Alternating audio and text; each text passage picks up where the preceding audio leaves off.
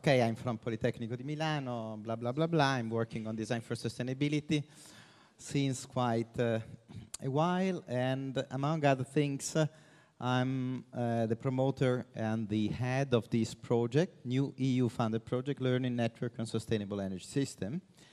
And I will come to this later, and the two challenges that I will present actually are under the framework, let's say the item of sustainable energy for everyday life in Africa. And is Chris Ryan here? No, he disappeared. But at the beginning of his presentation, I said, oh, I will make him happy. At the end of the presentation, I said, oh, maybe not that much, but we will see why. Here, I don't see anything, so I have to look. What I have to do, this is the pop. So just like to look to some images.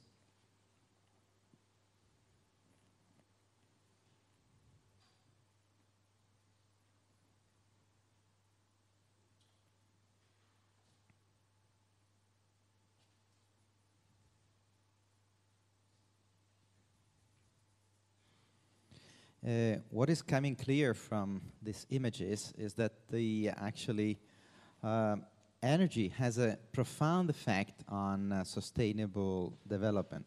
And nowadays, recently, there is a shared understanding that sustainable development is not possible without a sustainable energy. And just to say one, that was the last year that the United Nations proclaimed the International Year of Sustainable Energy for All.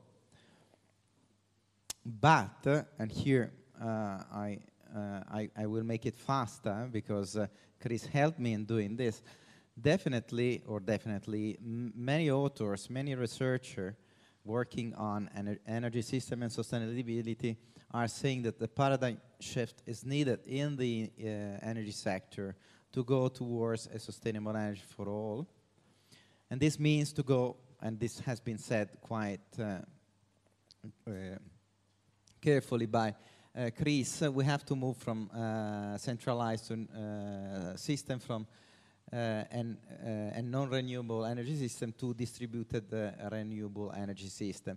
I want to add this, that not only this is an interesting business model or opportunity in general, there is another one that we want to couple because let's say maybe they are the most two promising model. This is the one of sustainable product service system in which we move from individual ownership consumption to, in fact, to this kind of business offer. I believe that most of you are familiar with those, but in the energy it would mean that the provider retain the ownership or the responsibility for the micro plants that use the renewable energy, and maybe eventually even ownership and responsibility on the product that use the same electricity, and the client is, the customer will pay per use or period. Said this, why we go to Africa, what we know about Africa, we are not key expert over there and so on. But we feel we can do it properly because we are doing this and the EU should be happy when we merge and we make synergy between different projects in partnership with another project that just recently, you see, it started the 10th, so it's just few days ago. I'm really very happy in being here, but maybe I should be back working, you know, and preparing everything. In fact, I didn't sleep that much, but this is another story. This is a bi-regional project, EduLink, with Africa. We have 3 universities in Europe. Is the TU Delft, the Brunel University, and we coordinating, and 4 in Africa. And the scope, the general objective, is to build up a multipolar open network for curricula and long-life learning capacity development on sustainable energy system design and engineering, focus on distributed renewable energy and sustainable product service system. So we are there, okay?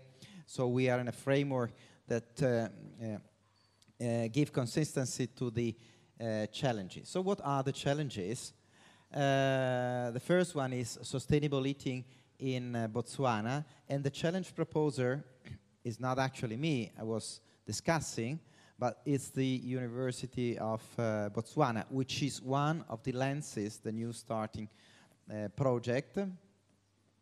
And we have as well, because this is part of the Lenses project, an associate reference organization that is working on renewable energy resources. And of course, will be supported generally, but because it's even an interest for us, you know, studying and working for this and having implementation and blah, blah. It's really very interesting, the synergy that we have found in this case.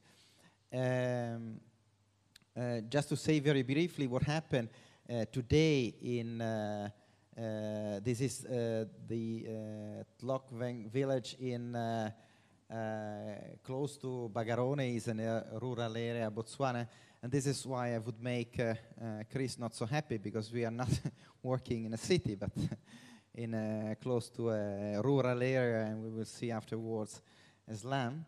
And I didn't make any agreement with Ezio before when he made a comment about it. But the resident, mainly the women, go to the bush to collect the firewoods because they cook mainly with firewoods. Then the woman again prepare and cook. The woman cook the meal for the family, and again the woman serve the meal to the family, and they lunch together, even in different sitting position, as you may see. There are several issues related to sustainability. Here I highlight just the main. One is really, maybe you don't know, we are speaking about malaria, HIV, and other, but the smoke, the fumes that are coming out from fireworks when eating is killing more than malaria. It's really a dead killer. Oops, what I did? Oh. I killed the presentation. What I have to do to... Well, the coughing is going good. I didn't have any problem. Then there is another quite critical issue, is about gender inequity in workload. As you have seen, but this is very typical in this kind of situation. The women are cooking, are collecting the firewood, and so on. And the men are doing this only when they can use a track. And I don't know why. And then there are even some other problem related to the fact that trees are getting depleted because there are no planning for replantation of the same plain. That means soil erosion and deforestation and so on. So the design brief that will be into the challenge is quite obvious, is to design a sustainable cooking and eating system for the typical household in Tlokveng village, a rural area outside Gaborone in Botswana, empowered by distributed renewable energy generation and based on a sustainable product service system model. The second challenge, this is in Kenya, is for sustainable clothing care. The proposer or the owner is the University of Nairobi, the one that proposed this, and that will will be the owner of that. Again, is a partner of Lens, and we have as well as associate partner of Lens this NGO made of 15 women, daughters of faith, that promote sustainability and improving women living condition in that context. Of course, we'll be there.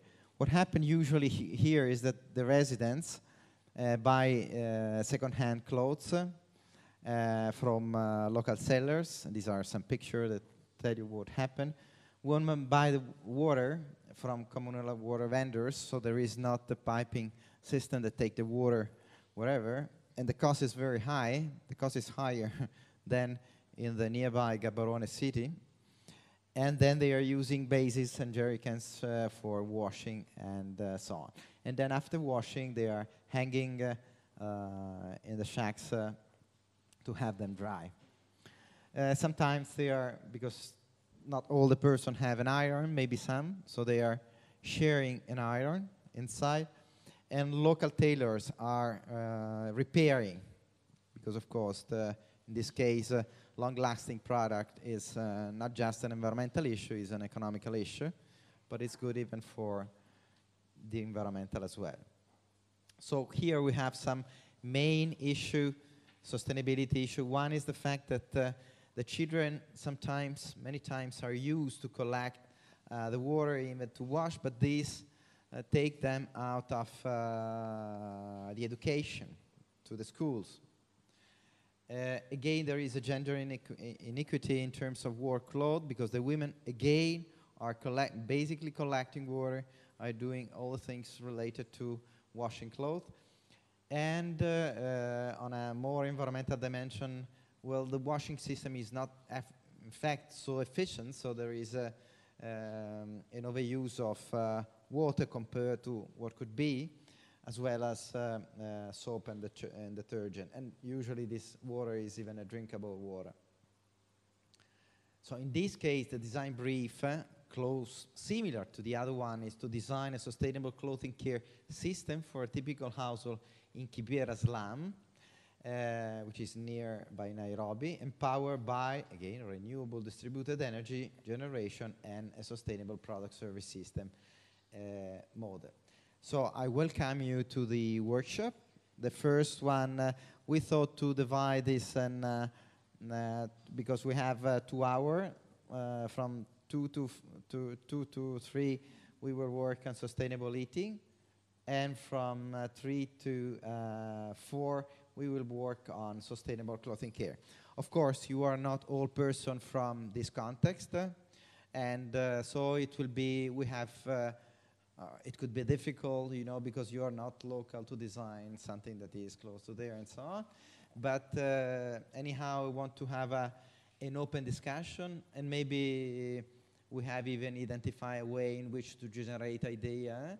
We can decide even to change a bit our path if we want to make a more critical workshop, or we want to think how, if we want to start to design this, we have to join maybe other local partner and so on, and blah, blah.